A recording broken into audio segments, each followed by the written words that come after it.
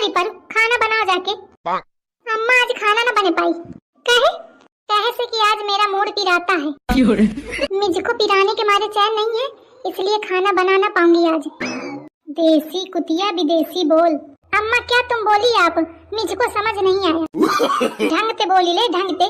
अम्मा सही में पिराता है, बहुत पिराता है जोर से। अरे भगवान, पिराता बोले का सहूर नहीं है। इंग्लिश पोके परी 7 पुस्तक ते ही गाँव में घूम रहा हूँ। अब बनी बनी बता थे पिराता है। चल धान कटाओ चल के, सारा पिराता विराता तो हेरा जाई। बैठे बैठे घर में तो मूड बहुत पिराता है ना। अब वहीं जब खेतवा जाइया खोपड़ी में लागी घाम तो सारा पिराता विराता तो खत्म हो जाई। चल तैयारी बना ले। अरे अम्मा मोर मूड ठीक हो जाए, नहीं पिराता है। नहीं नहीं बहु पिराता है। उनर उनर शरीर कस ले, दुई खेतवन में लगावे का एक साथ है। अम्मा मैं खाना बना ले हूँ, का बनावे का है?